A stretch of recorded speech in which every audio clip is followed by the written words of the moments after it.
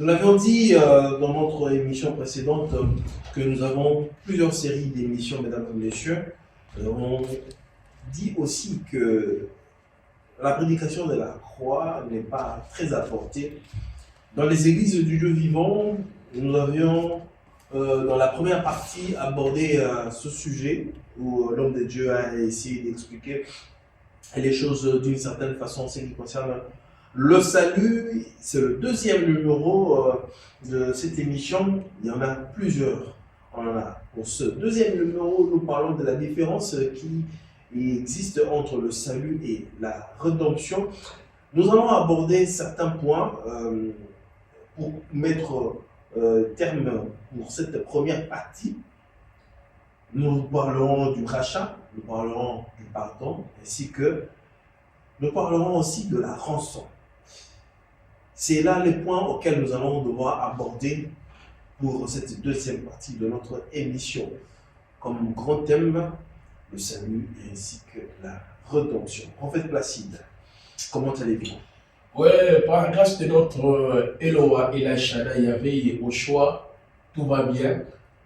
C'est lui qui est la source de notre salut, parce que la parole nous dit comment croiront-ils s'il n'y a pas ceux qui prêchent.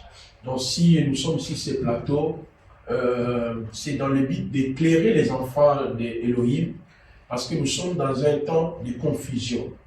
Vous voyez, dans Hébreux chapitre 2, depuis le verset 1er jusqu'au verset 3e, l'apôtre Paul dit comment échapperons-nous en nous négligeant un si grand salut. Parce que dans Hébreux chapitre 1, le verset 1 à 2, il a présenté deux dispensations. Autrefois, Dieu a parlé par nos pères, par les prophètes, dans les temps que nous sommes, il nous a parlé par le Fils. Il va présenter le Fils étant l'empreinte et la manifestation de Dieu. Le monde a été créé par son moyen. Il a fait l'expiation des péchés, il est assis à la droite de la majesté divine. Et il va expliquer que le Fils a passé par la souffrance, il a été abaissé, Dieu l'a élevé. Et dans Hébreux 2, il va le présenter comme le salut. Donc si nous sommes sur ces plateaux, on va essayer justement de cogiter autour du salut, comme nous sommes dans notre deuxième émission.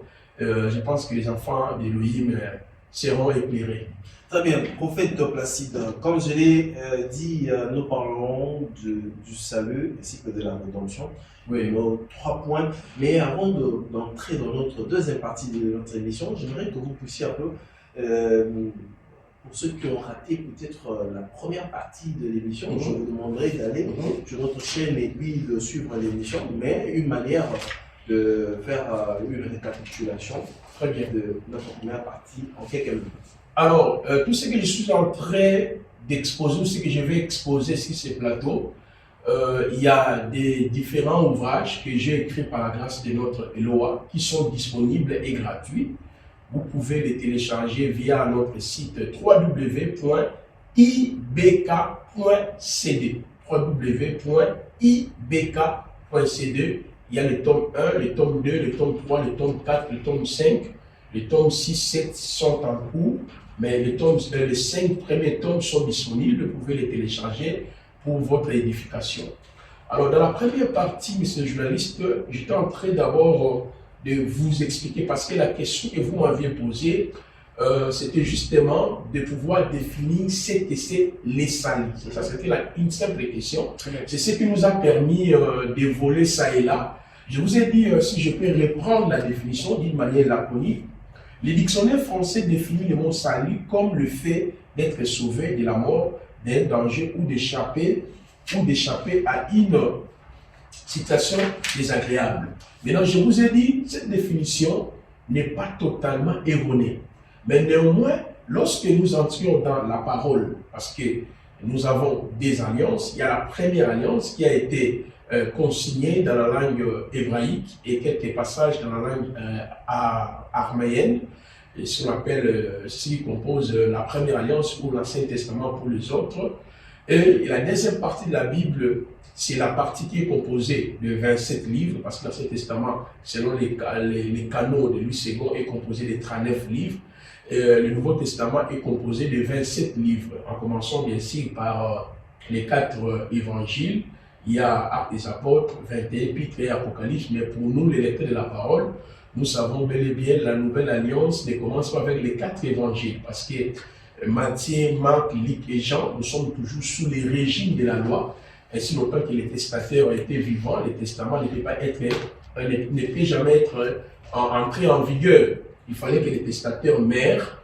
Donc si on doit prendre la nouvelle alliance, c'est à partir des Actes des Apôtres. C'est-à-dire la conclusion des épîtres, la conclusion des évangiles, c'est là où on parle de la croix, mais l'alliance est entrée effectivement en vigueur le jour où le Saint-Esprit est descendu dans Actes chapitre 2.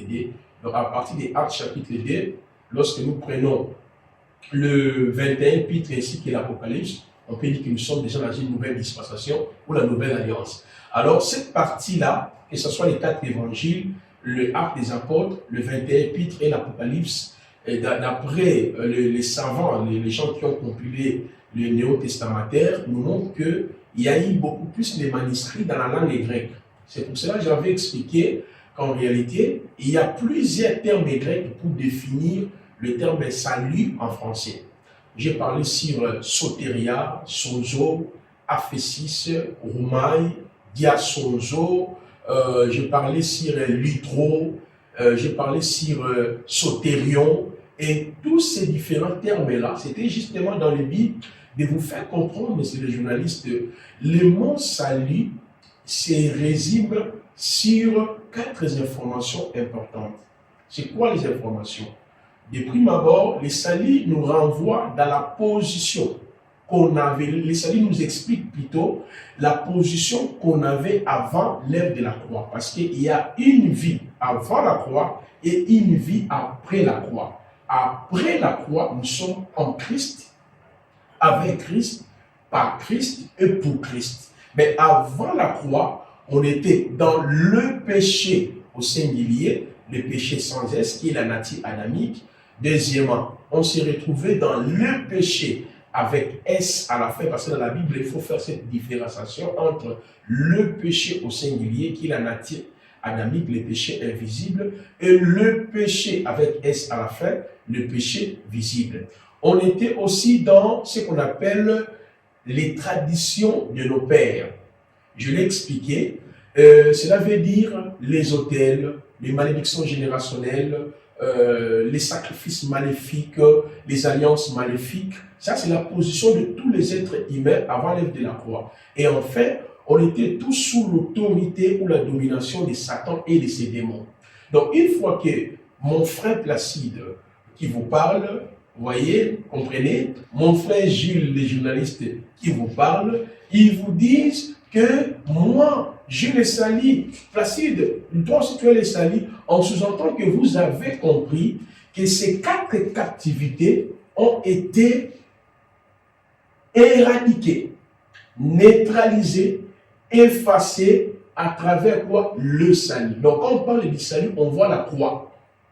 Donc la croix, c'est le lieu de notre naissance. C'est là où, quand je vais expliquer la rédemption, je reviendrai, parce que j'ai mis déjà à la table cette émission, comme vous avez expliqué, la différenciation entre les salut et la rédemption. Je vais revenir, parce que dans l'Apocalypse chapitre 5, on nous dit, par son sang, il a racheté des hommes de toute tribu, de tout peuple, de toute nation. Le terme qui est acheté, ça vient du mot grec qu'on appelle agorazo. Je reviendrai avec force pour pouvoir vraiment marquer cette différenciation qui existe entre agorazo et apolytrosis, le mot rédemption.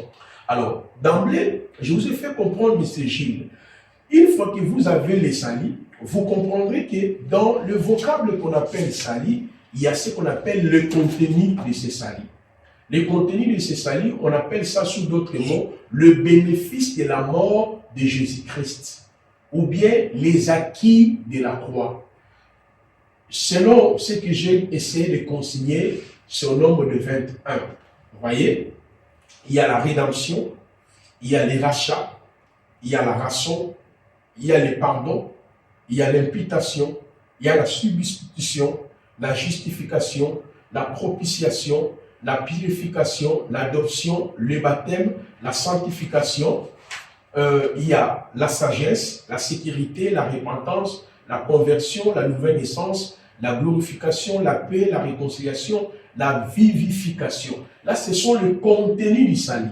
Donc, si M. Gilles est en train de me dire sur ce plateau, mon frère Placide, je suis sauvé, à la lumière de la parole, vous êtes bénéficiaire de ces acquis. Parce qu'à travers ces acquis, ça vous donne la compréhension de ces vocables qu'on appelle sotérion, aphésis, roumaille, sonzo, diasonzo, salut. Vous comprenez, M. Gilles?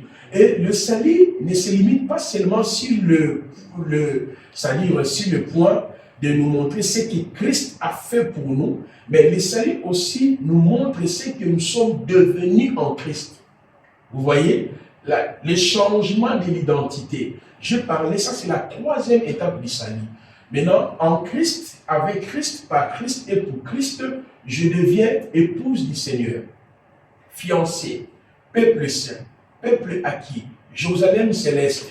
Vous voyez, c'est ce que nous allons peut-être dans le tome 3, c'est là où j'ai vraiment entré, donc je suis dans les détails, c'est-à-dire sur ce que nous sommes devenus après la croix. Donc là, je suis en train d'expliquer qu'est veut dire la fiancée, l'épouse, le peuple saint, le peuple acquis, le Jérusalem céleste, les ambassadeurs, les ouvriers de Christ, les chants de Dieu, les agneaux, les épouses du Seigneur. Je suis donc, c'est-à-dire les agneaux, j'ai parlé sur l'ensemble des premiers-nés, l'ensemble des saints. Je suis en train de décortiquer toutes ces expressions-là qui nous renvoient à notre identité et à notre position en Christ. Et enfin, j'ai dit dans la première partie, le salut a une finalité.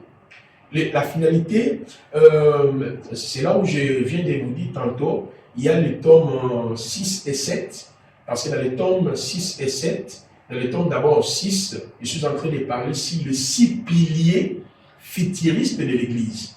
Donc les 6 piliers futuristes de l'Église, c'est ça, c'est ce qui constitue le panel, c'est-à-dire la finalité de notre salut. Parce qu'un chrétien est celui que Dieu a sauvé, Dieu continue de sauver et Dieu sauvera. C'est ça la finalité du salut. Maintenant, dans cette finalité, il y a l'enlèvement, il y a le tribunal de Christ, il y a le couronnement, il y a le festin de noces de l'agneau, le règne millénium et en fait la félicité éternelle. Donc, quand quelqu'un vous dit qu'il a le salut, c'est ce qui explique le salut à la lumière de la Bible. Mais si je peux avancer un peu, parce que vous avez dit de faire les résumés, mais je voulais quand même ajouter quelques éléments que je n'avais pas mentionnés dans la première partie. Sans pour autant vous interrompre, prophète Placide, donc oui. Que quand quelqu'un a le salut, c'est-à-dire que tous les éléments que vous venez de citer là, c'est comme un package, c'est-à-dire un ensemble, un tout dans le salut est un ensemble de tous ces éléments-là. Exactement. Qui est contenu, que contient le salut, donc tous ces éléments qui sont à l'intérieur du salut. C'est directement. C'est-à-dire, quand tu as le salut, tu as la rédemption, tu as les rachats, tu as la rançon. Donc, c'est comme si vous achetez le bouquet de Canal+. À l'intérieur, il y a tout. Okay. Vous achetez un téléphone, à l'intérieur, il y a toutes les applications. Dans les temps, on essayait de télécharger, mais avec les nouveaux téléphones, donc une fois que vous avez iPhone, tel téléphone, déjà il y a toutes les applications à l'intérieur. C'est pour cela, si vous n'avez pas la compréhension ou la connaissance des acquis de la croix, comment vous aurez l'assurance? Comment vous allez prier? Donc, au fur et à mesure que nous serons en train de prier ici, j'ai dit prier, c'est-à-dire de développer l'enseignement sur le salut, vous comprendrez que nous prions mal, nous gênons mal, et ce que nous sommes en train de chercher, Dieu nous les a déjà donnés à travers l'œuvre de la croix. Parce que j'avais dit la croix est la puissance de Dieu qui sauve.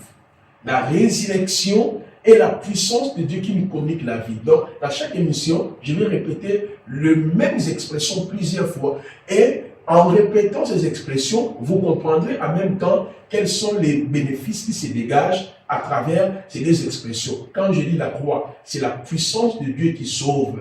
Oui, parce qu'à travers la croix, nous avons le salut, nous avons la rédemption, nous avons l'imputation, nous avons la glorification, nous avons la sanctification, nous avons la rançon, nous avons la paix, nous avons la victoire. C'est ça, en fait, cette puissance-là qui est cachée dans l'œuvre de la croix. Mais à travers la résurrection, je deviens épouse, fiancée, peuple saint et peuple acquis. Je pense que vous comprenez, monsieur le journaliste. Très bien. Donc, les salis, ce n'est pas justement un discours que je peux dire, je les salis parce que je fréquente telle église. Aujourd'hui, vous allez comprendre que chaque assemblée, les gens sont identifiés par rapport à une dénomination. Quand tu poses la question, parce que vous m'avez posé lors de la première émission, comment l'homme parvient-il au salut? C'est-à-dire, comment l'homme peut dire qu'il a le salut en Christ? Et ça se passe comment? C'était une question déjà que vous m'avez posée. Aujourd'hui, monsieur le journaliste, les gens sont beaucoup plus identifiés aux communautés. Exemple, si on pose la question, monsieur le journaliste, vous priez où? Tu vas me dire, moi j'ai pris à l'église des missions telle, telle, telle, telle. L'autre, tu pries où? Moi j'ai pris tel, tel, tel. Donc, le salut de la personne est lié à une dénomination, est lié à un pasteur. Mais si tu prends le fidèle qui prie chez nous, hein, parce que chez nous, même l'église porte le nom du millier. Parce que nous, c'est l'Ecclésia, l'église de Lemba. Parce que nous, c'est nous l'église, nous sommes à Lemba. Mais si tu demandes aux gens, vous priez où? Aucun de nos membres te dira, je prie chez les prophètes classiques. Ils vont te dire, nous nous réunissons à Lemba. Mais chez qui? Non, non, à Lemba, il y a une salle de fête qu'on appelle la galerie Igo Tanzana. Mais quel est le nom de votre église? Il va te dire, non, l'église, c'est moi. Vous voyez un peu? On a fait un effort de faire comprendre aux gens, le salut n'est pas lié à une dénomination. Parce que Ephésiens chapitre 2, le verset 8 à 9 nous dit, le salut vient par la grâce au moyen de la foi. Il y a trois termes qui sont évoqués par Paul. Il dit, par la grâce que vous êtes sauvés, ok, en parlant du salut, par la grâce que vous êtes sauvés au moyen de la foi. Donc, il y a le verbe sauver, il y a la grâce, il y a la foi. Vous voyez, moi je fais un effort dans l'assemblée où je dirige, que les gens puissent me considérer comme un frère. Que les gens ne puissent pas voir dans la tête que nous réunissons auprès d'un prophète. On peut, non. Vous n'aimez pas la titromanie. Non. Parce qu'aujourd'hui, je parlais avec quelqu'un et je posais la question, si par exemple quelqu'un vous appelait frère, comment vous vous sentiez? Il m'a dit, bon, ça peut passer, mais souvent l'appellation, quand les gens vous appellent dans ce genre-là, c'est comme pour vous diminuer. Quand vous Non, c'est faux. Est-ce que tu appelles Paul, on dit Paul, Pierre, Jean. Tu as déjà dit, il y a Jean, il y a Paul.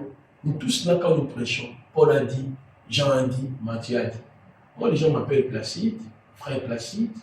Ça ne fait absolument rien. Ça ne me dérange pas. Mais ça va me déranger comment? Vous Parce ne que pas diminuer. non, parce que Yoshua, les gens vous disent, savent que prophète Placide, c'est un grand pasteur, c'est un prophète de Dieu, mais quand on va appeler frère, ça ne vous ramène pas. Lui-même a dit dans Hébreux 2, car je n'ai pas honte de vous appeler frère. Imaginez, même les sœurs, Jésus les appelle frères.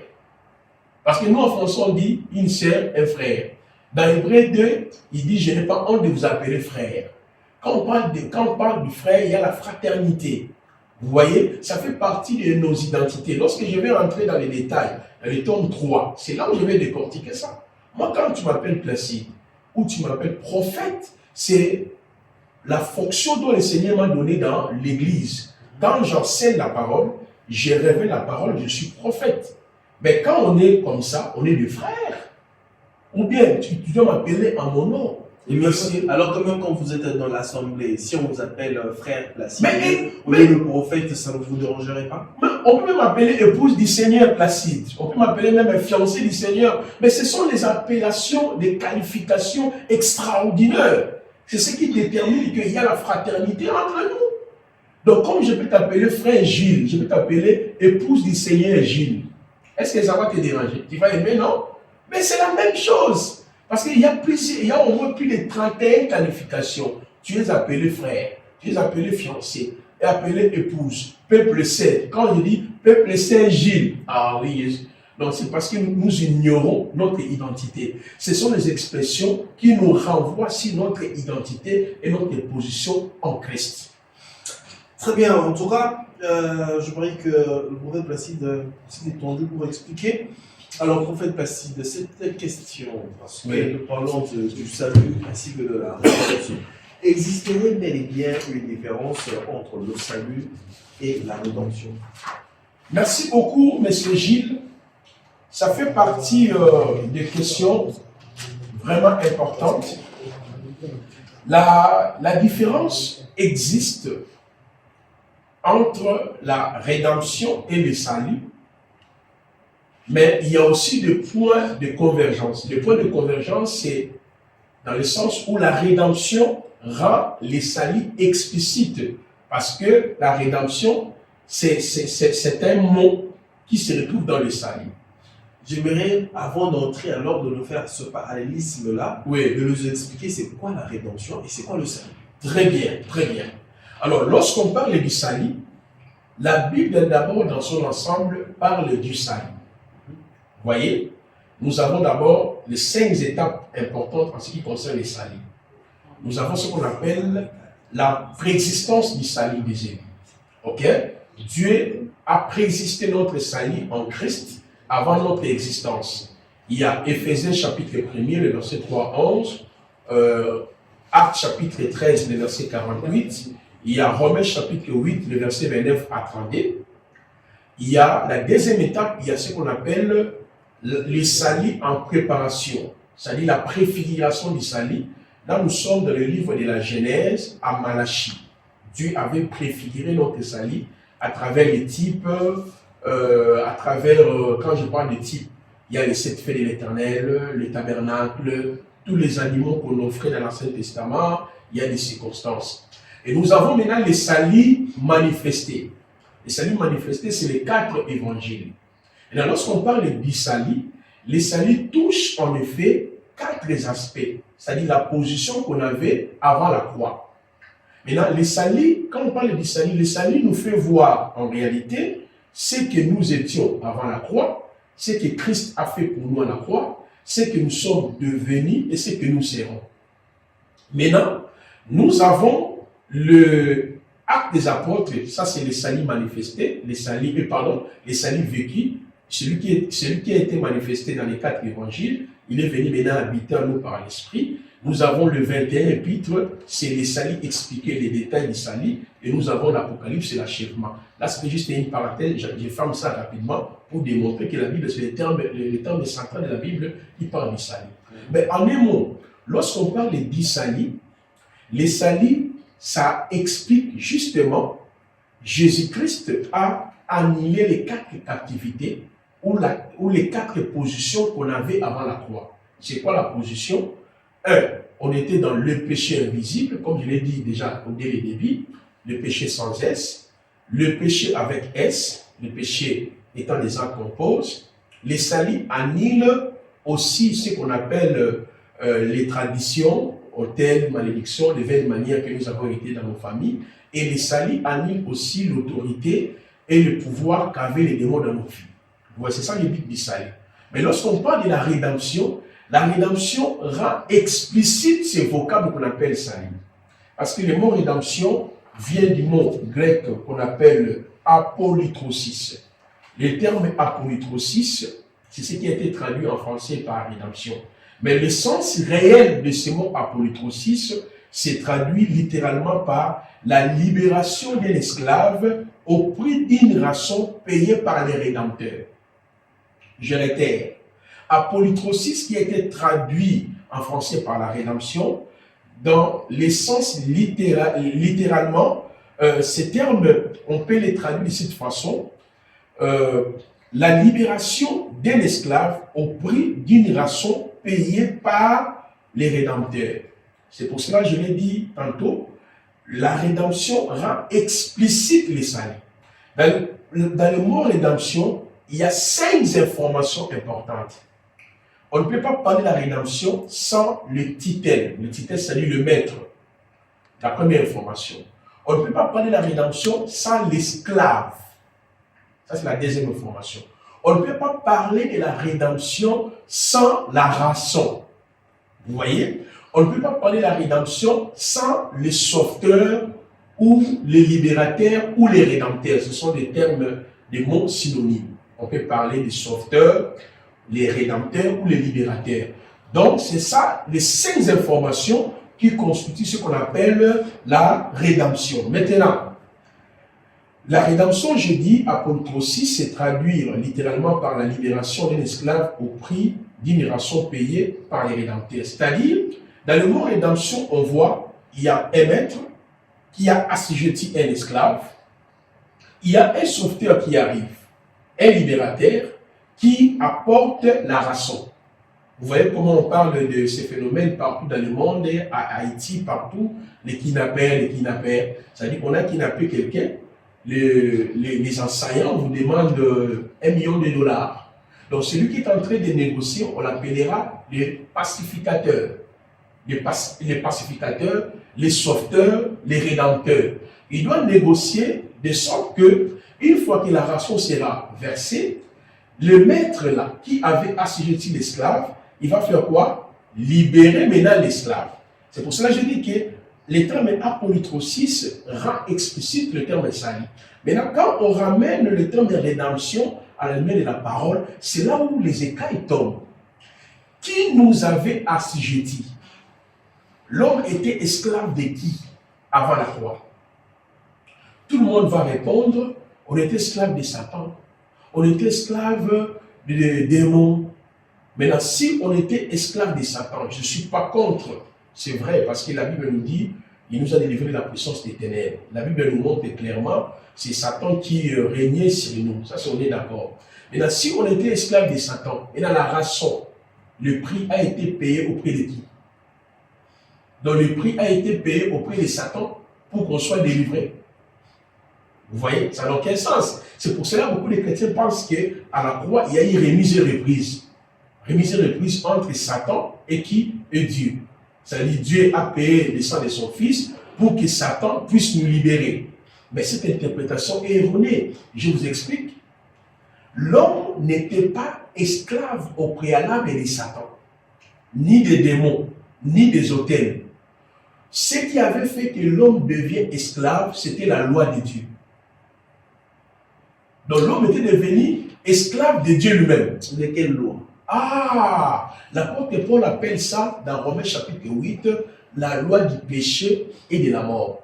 Tu sais, quand Dieu a dit dans le jardin d'Éden,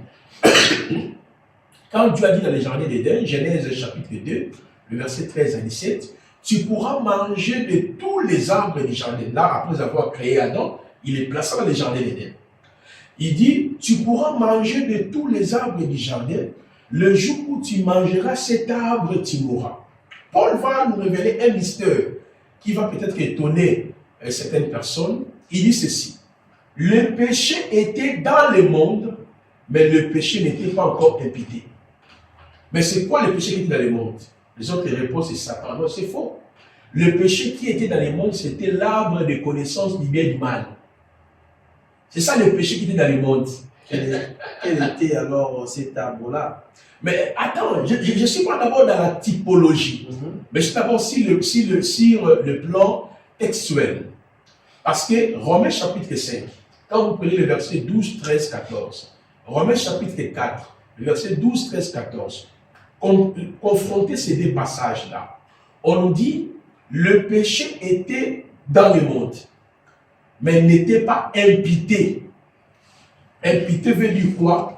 Mais sur le compte de, accrédité, alloué, ce sont des termes techniques, ceux qui ont fait l'économie, pour l'économie et tout qu'on sort, ils travaillent dans le budget, ils connaissent les termes. Imputé, imputation, même en droit, on parle de l'imputabilité, ok, ou de l'imputation. Maintenant, on dit, le péché était dans le monde, mais le péché n'était pas imputé. Mais c'est quoi le péché qui était dans le monde? Paul va répondre dans Romains chapitre 7, c'est par la loi que je connais le péché. Parce que si la loi ne disait pas de ne pas toucher, je n'allais pas toucher. Donc le péché qui était dans le monde, c'était le désarbre que Dieu avait placé dans les jardins d'Éden. Là, vous avez connaissance du bien et du mal. Voilà, c'est ça l'origine du péché. Maintenant, comment le péché là s'est fait imputer dans l'homme?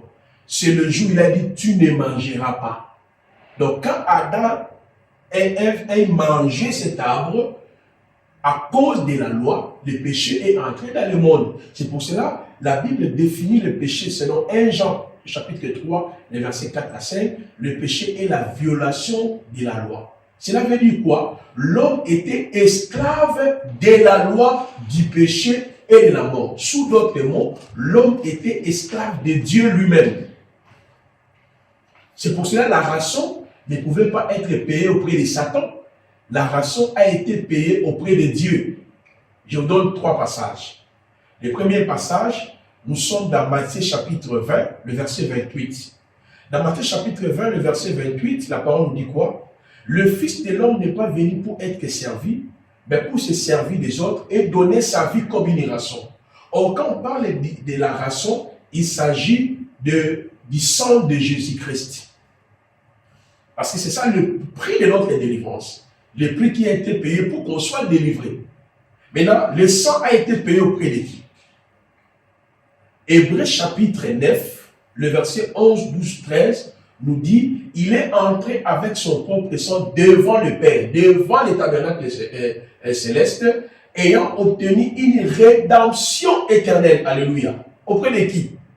Donc, il a obtenu une délivrance auprès de Dieu. Vous comprenez maintenant le sens du mot rédemption. Donc, la rédemption t'explique en réalité la problématique de la réconciliation de l'homme avec Dieu. C'est l'affaire de Dieu et Dieu. 2 Corinthiens chapitre 5, le verset 8 à 10 nous dit quoi? Dieu était en Christ, réconciliant le monde avec lui-même en n'imputant pas aux hommes leurs offenses. Oui, c'est parce que l'homme s'était comme un peu rebellé de Dieu. L'homme avait fui la face de Dieu. Alors en Éden, c'est pourquoi Dieu, dans cette démarche, devait venir pour réconcilier l'homme. Oui, mais qu'est-ce qui a conduit l'homme à pécher? C'est la loi que lui-même avait révélée, parce que le péché était déjà là, l'arbre de connaissance du bien et du mal. Lui, il a révélé la loi. La loi est venue pour révéler, ne mangez pas, ne touchez pas. C'est ça, c'est là le péché est entré dans le monde.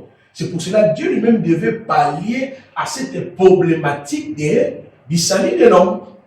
On va placer entre le salut et la rédemption. Qu'est-ce qui vient en premier? Donc, ça marche toujours de pair. Mais chaque concept cache des éléments nouveaux. Vous voyez, par exemple, quand je suis en train de déconstruire sur la rédemption, donc vous allez voir maintenant, là, je suis en train de... Donc, c'est-à-dire la responsabilité pénale, je ramène ça à Dieu. Donc, dès qu'on a le salut, automatiquement on est rédempté. Mais exactement, ça marche de pair. Ce n'est pas que la rédemption vient comme un processus. Oui, la rédemption aussi, c'est un processus. Ainsi que le salut. Non, c'est-à-dire, là maintenant, nous sommes maintenant dans ce que j'avais expliqué lors de la première émission, les saluts holistiques. Les saluts ou la rédemption est d'abord holistique. Ce qu'on appelle les acquis de la foi sont holistiques. Cela veut dire quoi? Une fois que je suis sauvé, je suis délivré. J'ai le salut de tout. Mais en même temps, la rédemption ou le salut est aussi procédural. Là, nous sommes dans le processus de la rédemption. Quand nous aurons le temps, comme je vous avais dit, lorsque nous allons toucher le tome 4, c'est là où j'ai abordé sur les saluts holistiques et les 3 étapes de la rédemption de l'homme. Mais ici, je suis en train d'abord de ramener cela par rapport à la position des croyants. Parce que lorsqu'on va expliquer la notion de la rédemption, je parlerai sur la différence qui existe entre évoquer le sang de Jésus et invoquer le sang de Jésus-Christ. Aujourd'hui, les gens invoquent le sang. Le sang de Jésus-Christ vient de me purifier. Le sang de Jésus-Christ dans ma nourriture. Le sang de Jésus-Christ vient de me laver. Je voulais dormir. Oh, le sang de Jésus vient en train de faire la délivrance. Je te fais boire le sang. Toi, les démons. Nous ne comprenons pas le mot rédemption. Donc, quand on est rédempté, on ne peut plus invoquer le sang de Jésus. Oui, on peut évoquer le sang. Invoquer ou bien évoquer? Évoquer le sang. On ne peut pas invoquer, mais on doit évoquer. On invoque le nom de Jésus-Christ, mais on évoque le sang. Le sang du Christ. Vous avez un verset qui est stipulé. Mais oui, j'en ai. Mais ça fait partie des éléments que j'ai développés dans mon ouvrage. Quand je vais toucher certains contenus du salut tels que la rançon, parce que ici, je suis en train de parler justement de la rançon pour que nous comprenions bel et bien le sens des apolytrosis, la rédemption. Pour ainsi dire que Dieu nous a rachetés de lui-même. Il nous a rachetés de quoi? Il nous a rachetés, de la loi du péché et de la mort. La loi du péché et de la mort, Romains 8, c'est la loi que lui-même avait promulguée. Deuxièmement, vous savez pourquoi la Bible nous dit, messieurs les journalistes, Dieu nous a délivrés de la puissance des ténèbres. Par exemple, Colossiens, chapitre 1er, 12, 14, qui nous dit « Rendez grâce au Père qui nous a rendus capables d'avoir part à l'héritage des saints, qui nous a délivrés de l'autorité de Satan, nous a transportés dans le royaume de son Fils. » Vous savez aussi pourquoi la Bible nous dit dans 1 Pierre, chapitre 1er, le verset 18 jusqu'au verset 21, où la parole nous dit, je paraphrase, « Chassons que ce n'est pas par des choses périssables de l'or et de l'argent que vous avez été rachetés de vaine manière héritées par vos parents. » Pourquoi? C'est parce que le premier qui nous a livrés, ce n'était pas Adam, ce n'était pas nos parents, ce n'était pas nos péchés, c'est Elohim lui-même qui nous avait livrés. Il nous a d'abord livré sous l'autorité de Satan. Vous voyez? Regardez. L'homme, par définition, veut dire terrien. Écoutez-moi très bien. En ce qui concerne la création de l'homme, il y a des informations indispensables. La première information, Genèse, chapitre 1er, le verset 26 à 31, Adam a été créé étant esprit. Genèse, chapitre 2, le verset 6, 7, 8, Dieu va former pour Adam l'âme et le corps. Il deviendra trichotomique, un être qui possède l'esprit, l'âme et le corps. Maintenant, regardez, par définition, Adam ou Adam, en hébreu, veut dire terrien, ou celui qui a été tiré de la terre. Mais quand l'homme est tombé dans le péché, messieurs les journalistes, qu'est-ce qui se passe? Dieu va dire au serpent, tu mangeras que la poussière de la terre jusqu'à la fin de tes jours. Manger la poussière de la terre, ça signifie Dieu a donné l'autorité au serpent de dominer sur l'être humain. C'est pour cela que Satan va le dire dans Luc chapitre 4, depuis le verset 1er jusqu'au verset 10e, devant les Machiars. Qu'est-ce qu'il a dit à Machiars? Il dit, adore-moi, je te donnerai le royaume de la terre. Luc chapitre 4, le verset 10. Il dit, car il m'a été donné. Qui l'a donné et quand et comment?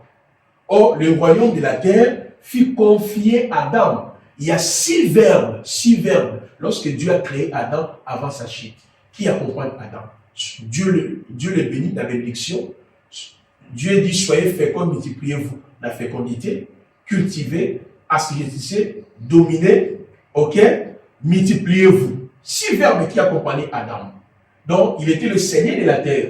Mais le diable, quand est-ce qu'il a exhibé l'autorité? C'est Dieu qui lui avait conféré l'autorité en titre éphémère.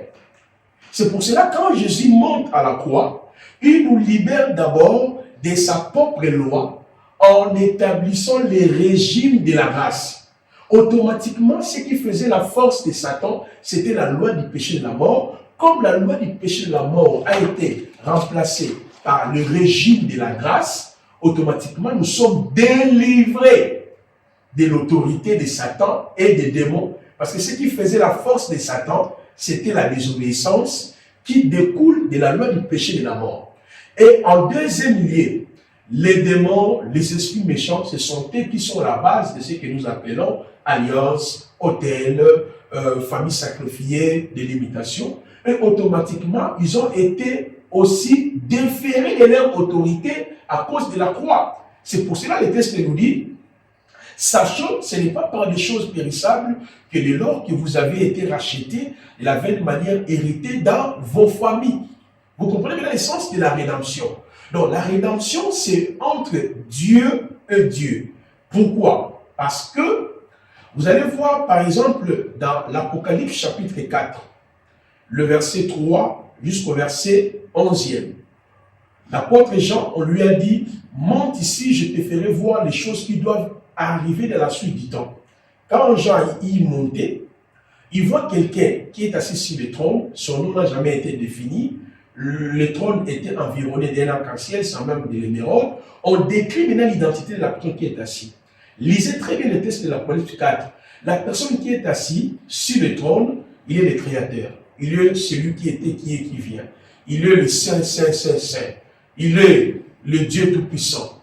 Maintenant, lorsqu'on arrive dans l'Apocalypse chapitre 5, on le voit dans sa main droite, il y avait un livre écrit en dedans et en dehors, c'est l'un de sept sceaux. Maintenant, on pose la question, qui est dit d'ouvrir le livre et de rompre le sceau? La parole nous dit quoi? L'un des veillards dira à l'apôtre Jean, ne pleure point, voici le lion de la tribu de Juda. Ce n'est pas le lion qui est parti, c'est l'agneau. Mais qui est l'agneau? Parce que quand tu lis Apocalypse 4, la description de celui qui est assis sur le trône, c'est ça même la description de celui qu'on appelle l'agneau. C'est pour cette raison, monsieur le journaliste, vous allez voir que la rédemption, c'est l'affaire de Dieu Esprit qui a pris la chair pour annuler sa propre loi afin que nous soyons libérés. Sous d'autres mots, le livre est ouvert, vous voyez, l'homme est retourné dans la présence de Dieu. Parce que ce qui pouvait faire que l'homme puisse retourner dans la présence de Dieu, c'est le sang. Cette question a toujours dérangé les gens, hein, Oui. parce qu'il a payé le prix. Mais chez qui a-t-il payé? Voilà. Donc, payer le prix, parce que lorsqu'on va rentrer sur la rançon, c'est là où je vais vraiment aller dans les détails. Payer le prix signifie seulement Dieu a pris la forme humaine, ok, à la personne de Jésus-Christ, comme 1 Timothée 3,16 nous dit, le mystère de Timothée 3,16 nous dit, le mystère de la piété est grand. Dieu, non, 1 Timothée 3,16, je pense. Je ne sais pas, parce que tellement il y a un débat, tout écrit cet esprit de Dieu, je m'embrouille un peu trop sur ces passages-là. Donc, dans Timothée, on nous dit, le mystère de la piété est grand, Dieu a été manifesté en chair. Lorsqu'on va toucher maintenant la rançon proprement dite, c'est là où nous allons maintenant développer la notion du sang. Quand on parle du sang de Jésus, est-ce que c'est le liquide rouge? Alors, parce que vous touchez ce point-là, Oui. Placide, aujourd'hui dans les églises, il y a une formule. Oui. C'est-à-dire, quand vous commencez à prier, après avoir ouvert le culte, Oui. nous allons demander pardon. Oui. Parlons la prière, le pardon, prions. Après le pardon, nous allons maintenant invoquer le sang de Jésus pour nous purifier de nos péchés. Après le sang de Jésus, on va maintenant invoquer le Saint-Esprit. Que le Saint-Esprit descende bien nous remplir. Cette formule-là est-elle biblique ou bien elle enfreint les lois divines? Mais je vous dis, toutes ces confusions, c'est parce qu'on n'a pas compris le sens de la rédemption. Vous avez dit, les saluts de la rédemption marchent de pair. En même temps, c'est holistique, c'est aussi procédural. Mais je vous assure, monsieur le journaliste, cette manière de faire, c'est parce qu'on n'a rien compris en ce qui concerne les saluts. Nous parlons trop du salut sans c'est-à-dire comprendre la quintessence même de ce vocable-là.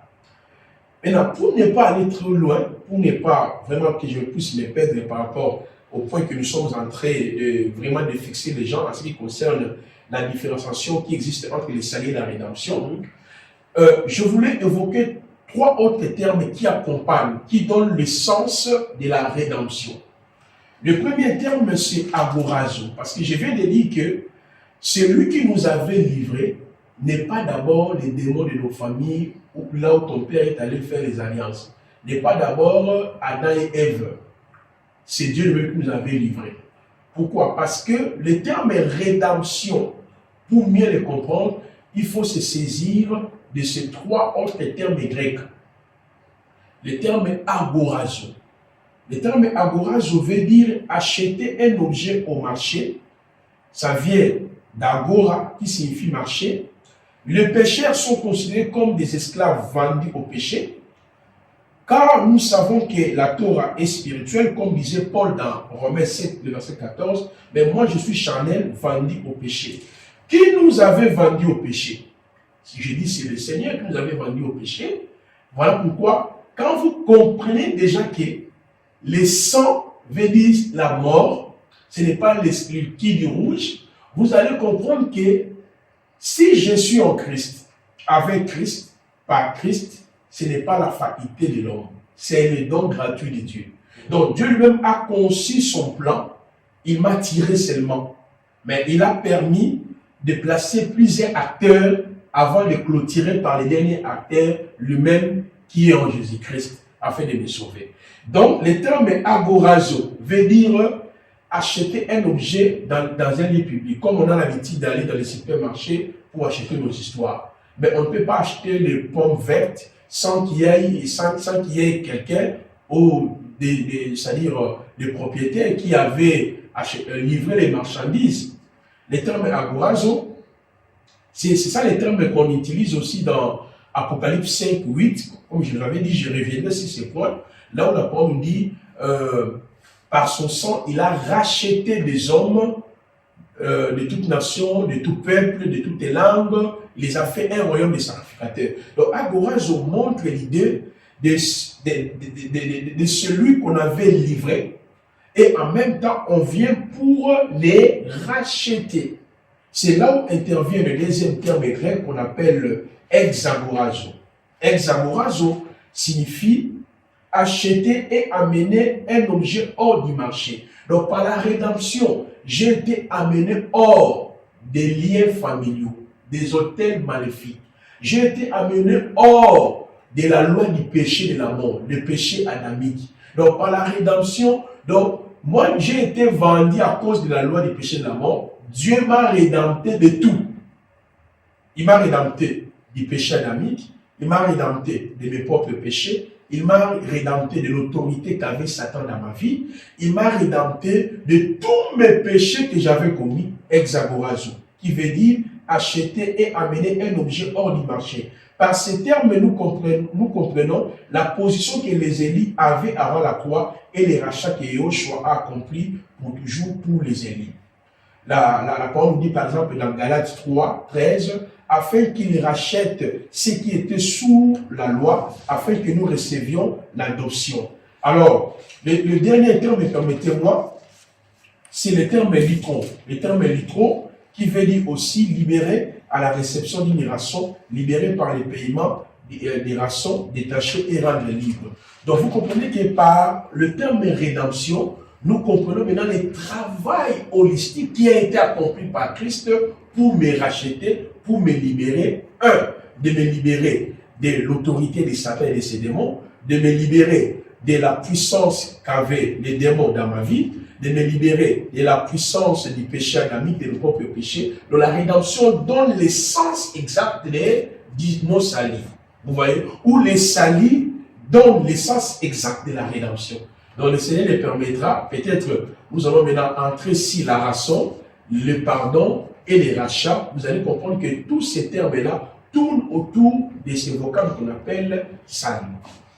Waouh, très profond, prophète Placide. Donc ça veut dire que si moi et les téléspectateurs, nous comprenons très bien que dès qu'on a le salut, Oui, on n'a pas à aller à la quête du sang, on n'a Oui. pas à aller à la quête du pardon, Oui. on n'a pas à aller à la quête de la rançon. Tous ces éléments-là se trouvent en nous. exactement. Il suffit seulement de reconnaître qu'on a tous ces éléments-là en nous. Exactement, c'est pour cela les justes vivant par la foi. Nous, on vit par la foi. Exemple, le pays, la RDC vit par quel moyen? Par la Constitution, non? Maintenant, les chrétiens vivent par quoi? Par la foi. Nous devons croire à ce qui est écrit, mais beaucoup de gens ne croient même pas à ce qui est écrit. Ils se disent qu'ils sont chrétiens, ils sont pasteurs, on prêche alors quoi? Parce que l'évangile qui transforme, l'évangile qui change, c'est la prédication de la croix. Donc, une fois que vous avez compris les salis, vous avez compris la rédemption, tu verras que le problème de ta vie n'est plus ton père, n'est plus ta mère. Si tu dois gêner pour renverser les autels de la famille, gêner aussi pour renverser ce que Adam fait. La rédemption te montre que tout passe par Dieu. C'est Dieu qui nous avait livrés parce que Adam a désobéi à sa loi. C'est la loi qui a révélé le péché.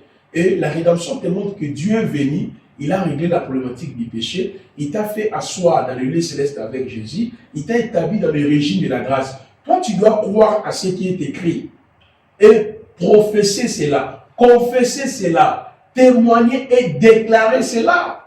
Mais nous pensons que notre vie est encore dans, je ne sais pas, sous l'autel, ceci, cela. Or, nous oublions que tout chrétien qui est en Christ, avec Christ, par Christ et pour Christ, a un autel, a une alliance, a une offrande, a un sacrifice, a un esprit, a des esprits qui les accompagnent.